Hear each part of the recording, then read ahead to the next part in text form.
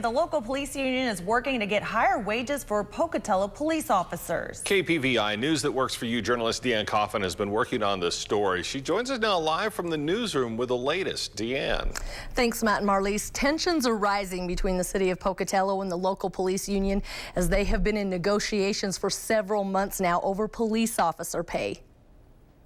As the local police union continues their negotiations with the city of Pocatello, officers like Akila Lacey say they just want to be compensated fairly for their time and effort. Truthfully, I was sad. My son had just had his first football practice and I missed it due to court, and court was during my off time. And it's fine. I mean, that we missed stuff. That's kind of what we signed up for, right?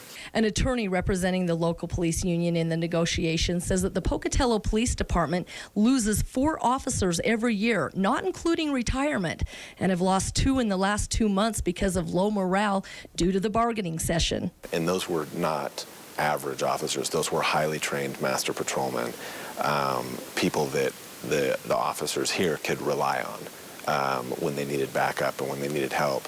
Union officials say that Pocatello Police Department at entry-level positions is paid 5.3% less than similar cities and departments their size. They lose experienced officers based on the fact that they can make so much more elsewhere.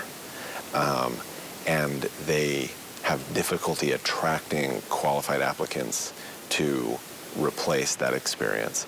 And so I think that, probably somewhere more like a 5 to 7% increase is something that they would be happy with, just because it would stop the bleeding on both ends, most likely. The union originally asked for a 15% increase, and after going back and forth with the city, that amount was shot down and the city countered with a 2.5% increase. Davis says an entry-level position for PPD officers is 8.7% behind Idaho Falls police officers, and the union just wants to move towards at least getting average market wages. Union members say that although they are grateful for what they have, they too have thought about leaving the department for better opportunities. I don't want to leave.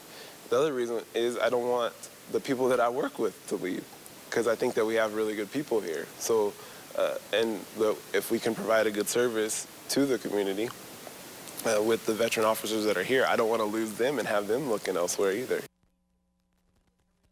We also talked with Pocatello Mayor Brian Blatt, and while the mayor is not part of the negotiating team, he says that the city wants what's best for the people who protect them. Our number one goal is to get our police officers and our firefighters home from their shifts safely every day. That's our number one goal. And so if we walked away from all the training and all the safety equipment and stuff that we do so that we can pay them more money, that would be irresponsible for us as well.